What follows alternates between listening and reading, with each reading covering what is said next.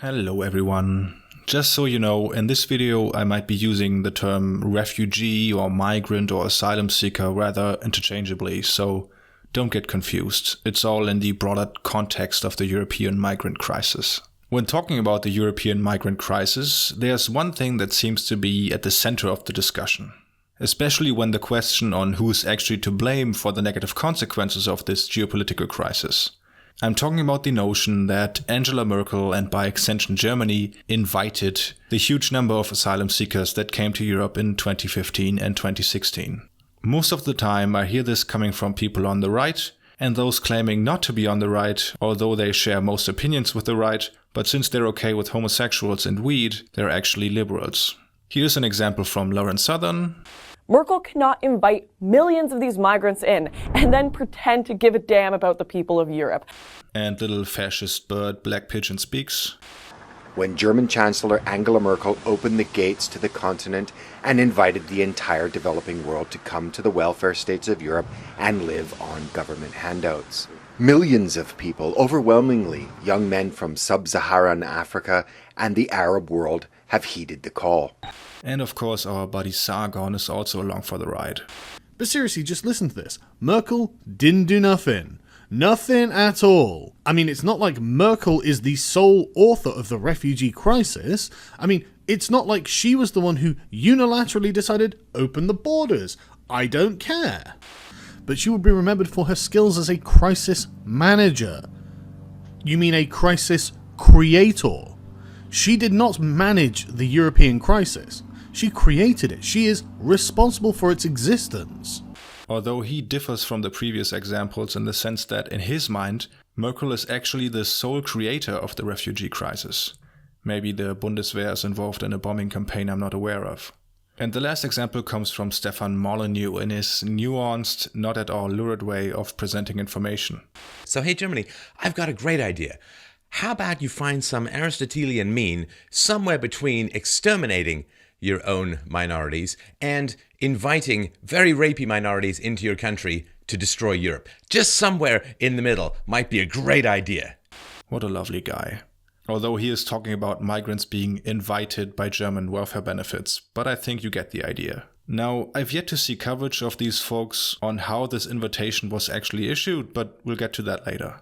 There are several ways to look at the defining moment for Germany in the European migrant crisis, but all of them revolve around a small time window in September 2015, when Angela Merkel made the decision to let the trains and buses sent from Hungary pass through Austria and into Germany, and subsequently suspending the Dublin Regulation. For those of you who don't know, the Dublin Regulation is the EU's attempt to have a common asylum policy for all EU members. It essentially says that the asylum request by a third country national is to be presented in the first European country the person arrives in, usually either Italy or Greece, and where he or she was identified by local authorities. This evidently means that individual preferences, that is, where people arriving in Europe actually want to go and where they want to live, is not to be considered. This regulation is very beneficial to countries like Germany because they are surrounded by other EU countries, while Greece and Italy bear the burden of having to deal with most of the asylum seekers themselves. Now let's look at Merkel's decision. In late August and early September 2015, the Keleti train station in Budapest had more or less become a refugee camp. Hungarian authorities prohibited the migrants from traveling further, and the migrants who had already boarded trains were escorted off them by the police. Hungary was more or less just following the EU's rules with this behavior. As more and more migrants had to settle at the Keleti train station, Hungarian authorities became overwhelmed, not only with the effort to register anyone coming in, but also keeping the general peace and providing humanitarian care. Prior to the 25th of August, most of the migrants reaching Hungary had filed their asylum requests in Hungary, until Germany's Federal Agency for Migration and Refugees made it public that the Dublin procedure for Syrian citizens is at this point in time effectively no longer being adhered to. During a press conference, Germany's Interior Minister Thomas de Maizière confirmed that the suspension of the Dublin Agreement was not as such a legally binding act, but more of a guideline for management practice. Now, up until this present day, it's not clear how this tweet actually came to be, but it wasn't meant as an invitation, but a statement of a simple fact. At the time the tweet was made, the Dublin Regulation had already collapsed and wasn't throughout enforced. Partially because the European Court of Justice had suspended deportations to Greece in 2011, since Dublin was not working out and it was putting Greece at a huge disadvantage. Taken from the University of Oxford Faculty of Law, according to the European Asylum Support Office, for the period of 2010 to 2014, about 10% of the registered asylum applicants in the EU were the subject of Dublin claims, i.e. the country where they had applied for asylum as another EU member state to accept responsibility for examining the asylum claim. About 2% of all asylum applicants were subsequently physically transferred to another member state under this scheme. So while the tweet was an incentive for Syrian refugees stranded in Hungary or other countries along the Balkan route, it's not indicative of a change in approach for the German government. This patchwork of responsibility led to extreme confusion for everybody involved. Combined with the conditions at the station, this led the migrants to become more and more impatient. Some of them had spent their last money for a train ticket to Germany or Austria, only to be taken off the train again. When the pressure reached its boiling point, a large group of migrants set to travel to the Hungarian-Austrian border by foot.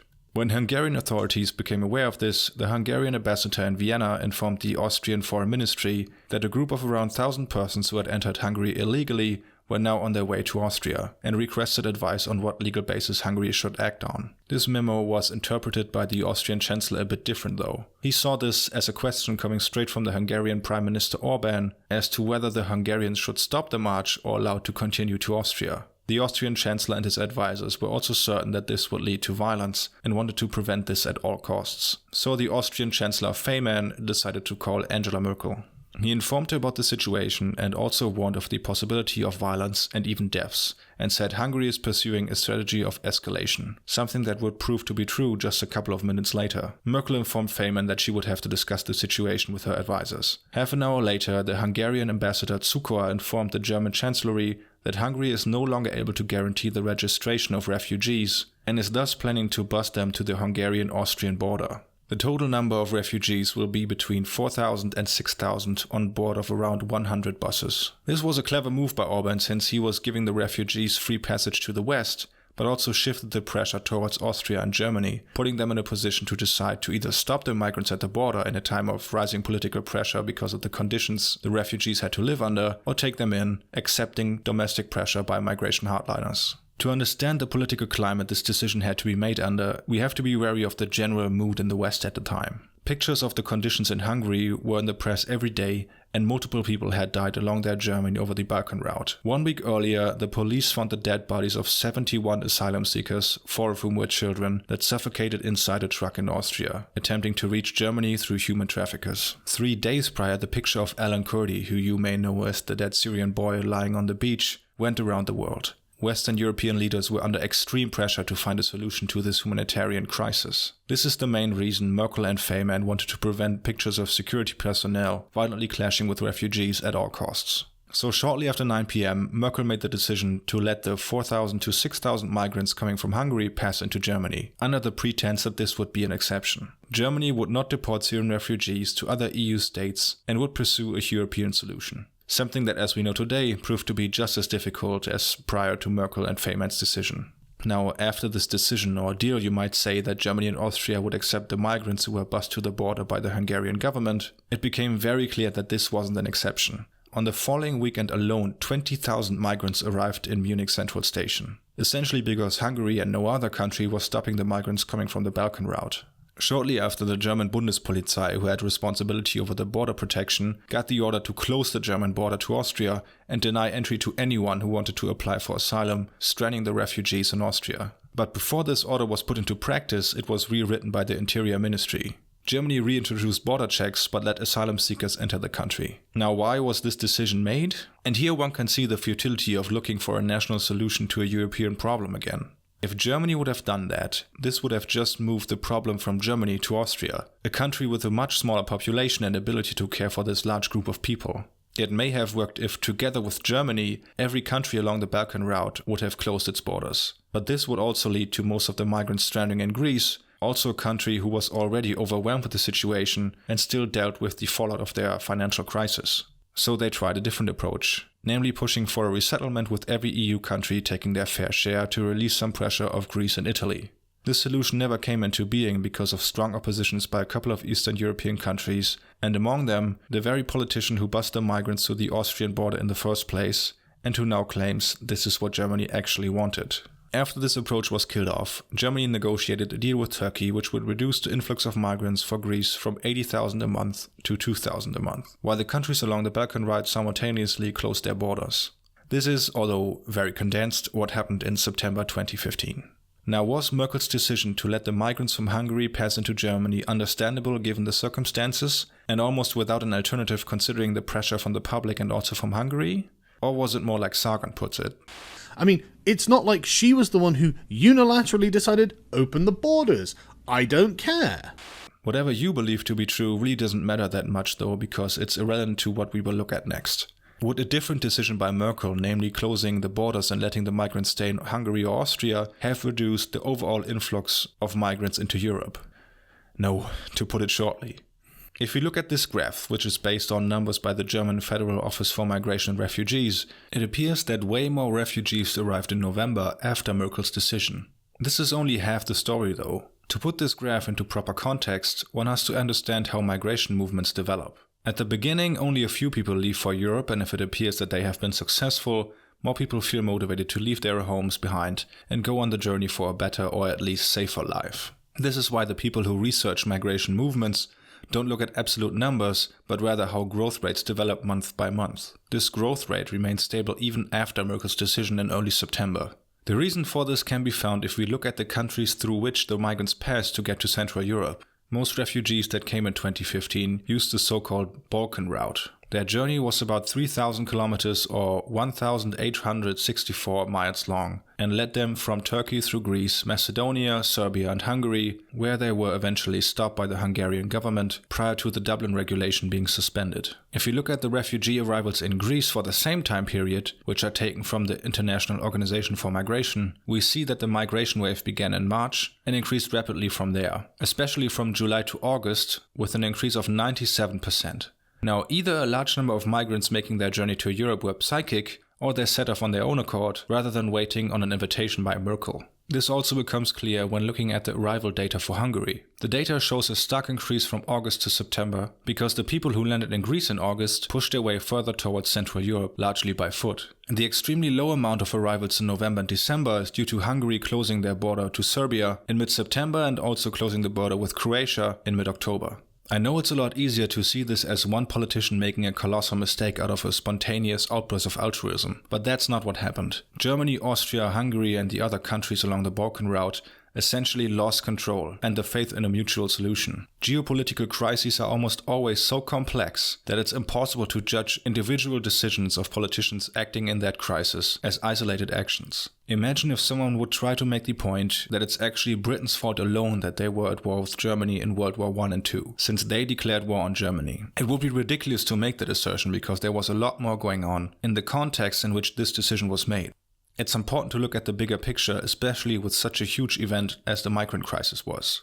But this sort of approach doesn't lend itself to YouTube demagoguery as much, since it's just so much easier to say this politician did X and screwed everything up. And of course the contrary is true as well. If someone would hail Merkel as a great humanitarian who showed determination in the face of this crisis, it would also be incorrect, since the events developed way more naturally than some people would want you to believe. And to some extent, Merkel embracing her image as this very pro-refugee politician is partially the reason why so many people on the right have this misconception about her decision in the first place. The pictures of her visiting a refugee shelter gave her the image of the pro-refugee politician, although she actually never was that. She's a conservative after all. Anyway, judging from the earlier data, it's clear that Merkel's decision did not increase the general influx of migrants for Europe, and we also looked at what this decision actually was and how it was made. There are two more things which get brought up sometimes in this discussion. The first one is Merkel's infamous sentence, "Wir schaffen das," or "we will do it." What rarely gets mentioned though is that this sentence was part of a longer speech. I will put it in the description, but here are a few sentences surrounding the famous quote from Merkel. "In the near future, we will implement new legislation that increases the speed of processing the applications." Talking about refugee applications here. "We need more capacity to house refugees. We need to determine quickly who has a good chance to stay and who doesn't. We have to make decisions quickly so that we can deport those who have been rejected quickly." I will just say, Germany is a strong country. The mentality that we have to apply to this issue has to be, we managed to do so much in the past, we will do this. We will do this, and wherever we meet obstacles in our way, we have to work to overcome them. The federal government will do all that is in its power to do this. Now, from that small context alone, it should be clear that Merkel's "we will do it" wasn't an invitation to anyone. But if you still have your doubts, after Merkel gave this speech, she answered a few questions from the press and clarified her stance on Syrian refugees. Dublin III is the regulation that is in force. Thus, I greatly appreciate Hungary registering the refugees, something that not all countries are doing. One has to say, Hungary is doing this very well. I think it created a certain amount of confusion when we had an inner debate in Germany, where several federal states stated that Syrians have to be granted asylum very quickly, as pretty much all of them are genuine refugees fleeing a war zone. The head of the Office for Migration and Refugees subsequently stated, yes, Syrians will be identified. Afterwards, they should be accepted as civil war refugees rather quickly. This has created the following impression. If a Syrian comes to Germany and can identify himself as Syrian, he is welcome in Germany. This is in fact reality in the same way that someone from Kosovo most likely won't be allowed to stay. This has created the wrong assumption that all Syrians should come to Germany. This, however, is not the state of the law, and we have already told this to the Hungarian government, which has to deal with the phenomenon of Syrians inside its border saying, let us go to Germany. It is not the case that we could simply diverge from Dublin III. We don't have any other treaty on the issue. But if one country is building fences, a second country is allowing everyone to transit, and a third one isn't registering everybody anymore, one has to say, if this state is the reality, we have to find a better one. A state where law and order are in accordance again. But the legal basis for us and for the Hungarian government is the one that is in force today. Talking about the Dublin Regulation here. Now, does this sound like a politician eager to let migrants into the country? She explicitly said she does not care about the migrants holding up signs that say, let us go to Germany. That is the problem of the Hungarian government. The second thing that is often mentioned as a pull factor is Germany's welcome culture, which was displayed during the crisis at the central station in Munich, for instance. I would agree that these two things definitely acted as a pull factor for refugees to choose Germany as their country of destination over other EU countries. But the assertion that Merkel's sentence and the attitude in Germany motivated significantly more people to leave their homes and set off to Europe is just not supported by the numbers we looked at earlier, since most migrants had already left their countries of origin when all of this was going on. Besides all that, I don't think anyone would disagree that an economically strong country like Germany was better suited to take in the refugees moving along the Balkan route than a country like Serbia or Macedonia. And for the people cheering at the central station in Munich when the refugees arrived, I really don't see the problem with this. Even if you are opposed to taking refugees in, at that point in time, Germany only gained benefits from giving these people such a warm welcome. People who feel safe and welcome in a society are less likely to segregate and have an easier time navigating inside that society, which leads to less crime committed by those groups and overall less social tension. There's one more thing that is worth mentioning. If it wasn't Merkel's supposed invitation, what actually led to so many people trying to reach Europe? Well, we could talk for another hour about this one, but for now I'll try to give you the short version. In the summer of 2015, the war in Syria significantly worsened. In the first half of 2015, Assad found his military under extreme pressure and expanded his bombing campaign in response. Cities like Aleppo and Ghouta faced the strongest attacks up until that point, alongside other rebel-held areas. While all of this was going on, the American bombing campaign had not yet been able to halt the expansion of the Islamic State in Syria and Iraq, which led to an even bigger exodus by large parts of the Syrian population. Many of them landed in refugee camps in Lebanon, Turkey or Jordan. While a lot of countries offered their financial help to aid the camp residents, on June 27, 2015, the UN Refugee Agency warned that it had received only $1 billion of the $4.5 billion needed and said it couldn't guarantee the needed assistance for the coming winter. Before everything we saw develop over the Balkan route, the UN Refugee Agency actually warned that many refugees saw fleeing to Europe as their only option in June 2015. In addition to the fear of a collapse and a humanitarian catastrophe, the countries who gave refuge to most of the Syrians were reaching their boiling point as well. The Syrian civil war had lasted 4 years by this point, and Lebanon alongside other countries saw themselves unable to provide shelter or food, etc. In addition to that, refugees were not allowed to work in Lebanon and Turkey, something that would only be made possible in Turkey in early 2016 as a result of the EU-Turkey deal. The second largest group of the migrants reaching Europe besides Syrians come from Afghanistan. According to the United Nations Assistance Mission in Afghanistan, more civilians lost their lives in the country in 2015 than in any other year since 2009. Thomas Ruttig of the Afghanistan Analysis Network estimated that between 60 and 100 districts were either controlled or threatened by the Taliban in 2015, who had also largely overtaken the ring road as the biggest artery of the Afghanistan infrastructure.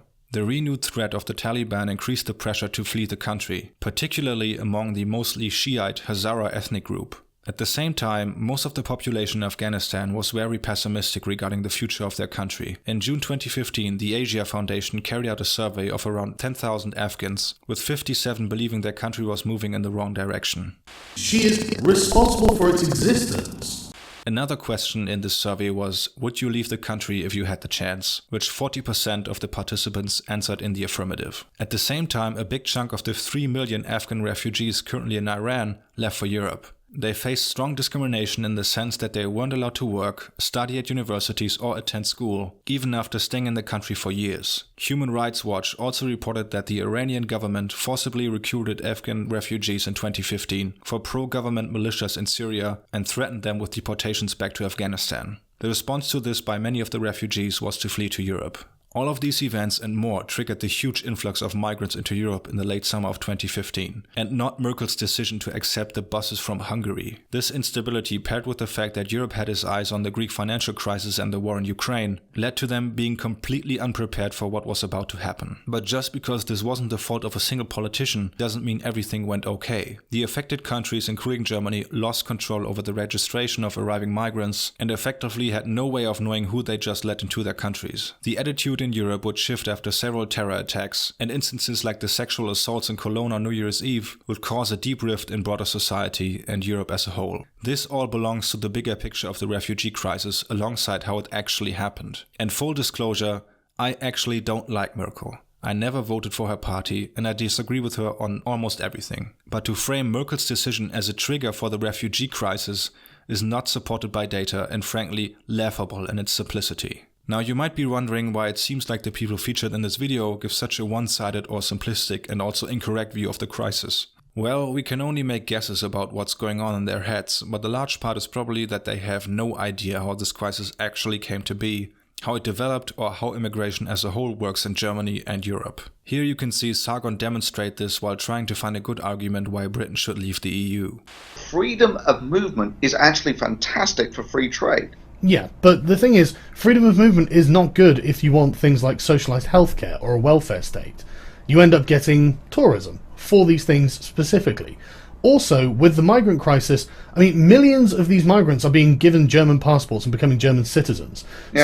So, Now, despite the fact that to even apply for German citizenship, you have to live here for several years, pass a language and citizenship test, have to be employed and neither you nor your family can be dependent on any kind of welfare, and have to have a clean criminal record, then these supposed millions, although I don't know where that number is coming from, will head on to Britain to leech off welfare. Got it. Tell me more about this hugely complex geopolitical crisis. I'm eager to learn. But general ignorance isn't the only reason this crisis is spun the way it is by the more sinister types talking about this. They're not interested in presenting a nuanced, as close to the truth as possible overview of the migrant crisis. They're interested in selling you a story, and every good story needs a villain. And you might think I'm just being pedantic in this video, but this puzzle piece is part of a larger story. There is a very clear reason that someone like Black Pigeon Speaks only shows you images and clips like this. Look at these hordes invading our civilized world. And why he's never picking images like this. Firstly, seeing an image like this is more likely to make you sad than angry or afraid, and that's an emotion which doesn't lend itself good to selling you something. Secondly, it's easier to antagonize the refugees coming to Europe to an audience if you dehumanize them. This is why the framing of this crisis so often revolves around an invading army. While it's undeniable that extremists hid in the broader groups coming to Europe, this was only possible because most of them are regular people like you and me, just trying to find a better life. And if you had to blame someone for the refugee crisis, is it maybe, and this is just me, the two imperialist powers destabilizing the broader region for decades now? Or, if that doesn't cut it for you, a brutal dictator who butchers his own people? Well, in that case we have to be skeptical and dissect if the narrative of the mainstream media and the United Nations and also the Organization for the Prohibition of Chemical Weapons is actually true, and if the version of the Russian state media may actually be more accurate. Oh, but the refugee crisis? Yeah, Breitbart and Daily Express headlines are probably sufficient to get a comprehensive picture on that one. So before you listen to these folks about the refugee crisis, or really any geopolitical crisis taking place outside their own backyards, check yourself before you riggedy wreck yourself.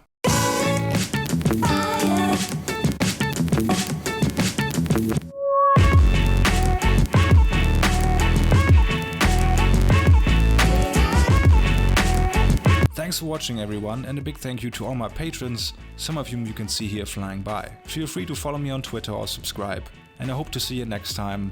Have a good one.